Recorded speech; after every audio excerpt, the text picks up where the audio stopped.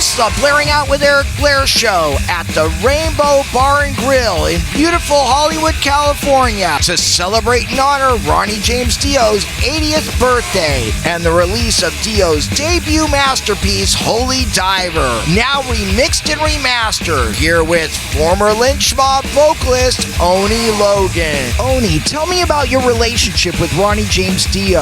1989, Ronnie, he was the man that got me out here. We met in West Palm Beach on the Sacred Heart Tour. I was an inspiring singer. I wanted to make albums. We met backstage, and later that turned into the bar at the hotel with Vinny and Craig and everybody, and we had such a great time. He said, listen, here's my number. When you come out to LA, be sure to call me. So I made the trek out to LA. He eventually ended up producing a demo with Angelo Acura at Sound City. That was with a band with Mark Ferrari from Kiel in this band called Ferrari. That led into getting a deal with MCA, but I shortly after left to join George Lynch. You got your deal with MCA, but you never recorded with that deal. No, they brought him another singer to finish off the album, so unfortunately we didn't get to record together, but I ended up recording with George, the first Lynch Mob album. How did you end up recording with George? Did he hear you first, or how did that come about? It was through John Alderetti from Racer X, the bass player. George was like, who's the hot singer in town? Who's the new guy in town? And John brought up my name. That's how that happened. I was gigging around with the band Ferrari. We were doing this whiskey show, and George and Mick showed up and kind of took over the backstage area, said, this is our next singer, and made a whole drama fiasco in the dressing room, which is notoriously known to have gone down as a big wobbler. But eventually I accepted the offer from George and Mick to come out to Scottsdale, Arizona to make the first Lynch Mob album, and it was a great platform for me to start my career off of playing with a guitar hero like George and the platinum success that he had from Dawkins. A couple highlights. Writing our first songs together, one which was the single, which was Wicked Sensation. He introduced that song to me in a garage somewhere in Scottsdale on a hill. And then the second one was Sweet Sister Mercy. And I knew exactly, right then and there, I knew I struck gold with this guy because I knew exactly what I was going to do to these songs.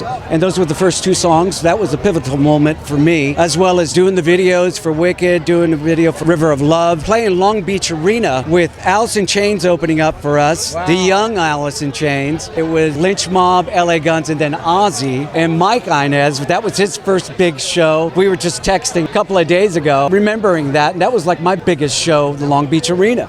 It was fantastic, a dream come true. What was the road like for you, mentally and emotionally? Me and Anthony Esposito, the bass player, we were just the new guys. We'd never been on a tour of magnitude that big, you know. For us, opening up for Cinderella in these major arenas, 6,000, 7,000, 8,000 seaters, it was a long, cold winter tour, and it was unbelievable to be under the spotlights with that power of what Mick Brown brought to the band, as well as George's expertise of wattage and playing ability. It was just stunning to find myself under a spotlight, with the spotlight on me. I felt, wow, this is just, I'm getting chills thinking about it. It was every rock and roll kid's dream come true. It really was. And I have to thank George for giving me that opportunity. I really do. Having fans and having them approaching you at these shows. We did a tower in-store meet and greet in Long Beach. The line was across, 2 blocks, and it was amazing. I could not believe that.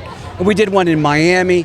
The fans were just wonderful. They came out and were really looking forward to see what George and Mick were going to do. Wicked became the single, River of Love, and all of George's fans came along for the ride. And today I just got approached by Ramon, which is a Spanish fellow who brought the Lynch Mob first album, and then Smoke and Mirrors, and asked me to sign it. Those little perks when the fan comes up with these albums. I don't even own those albums, you know what I mean?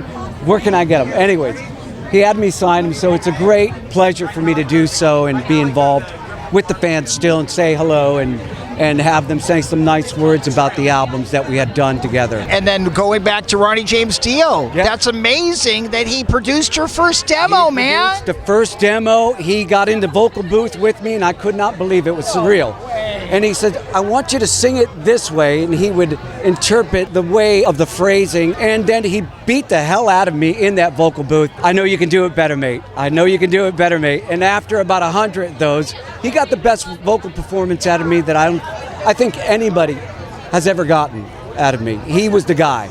He knew how to get enough power, because he knew that I loved the blues. He loved Rod Stewart. He loved that Jeff Beck stuff. And he was just fantastic in the studio to work with. I've got pictures from that studio session, and I'm just happy that I was able to capture that moment with Ronnie in the studio and to know him, and to later in life pay homage to his legacy with the hologram tour, going out with the Dio Disciples, representing and singing those classic rock songs from anywhere from Stargazer to Gates of Babylon. I mean, come on, that's any singer's dream come true. I mean, those are the records that I used to spin. I ordered them from Columbia Records, and I was 16 years old, and there was no way that I was going to keep up with this man's voice.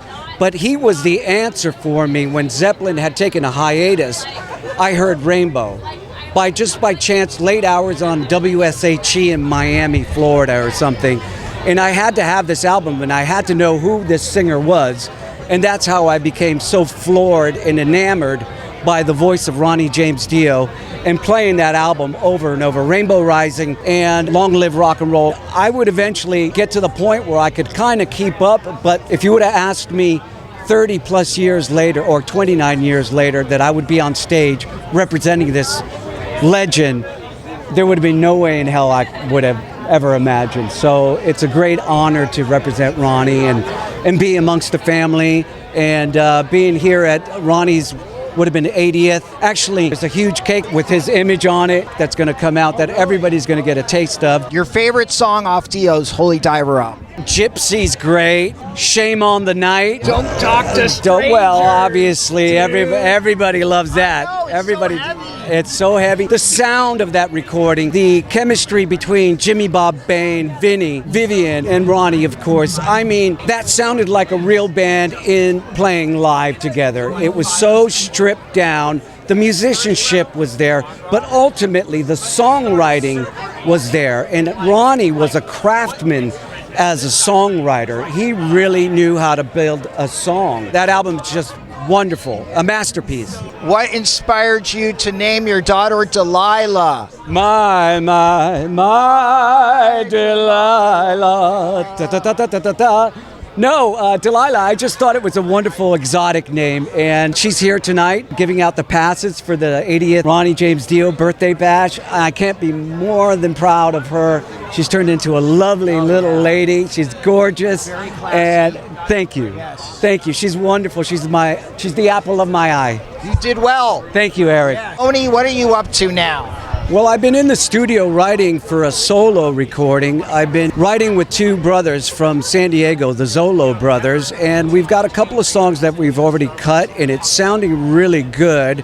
We're going to reactivate that and get back into writing some more. I've been approached by a couple of record companies, so that's positive, and I hope to have something out here by wintertime, hopefully out under my name or under a band name. I'm not sure what it is at the moment. We also have in the workings to take out Ronnie again, but not in a hologram form. We're going to be taking him out, paying homage to him with big screens and special effects. So somewhat what Queen had done for Freddie. So it's going to be that kind of delivery. And we're going to bring on the musicianship, and we're going to do it with honor. And I think Wendy will give us our marching orders probably November, December, maybe. If latest January, I'm not sure, but it's in the works.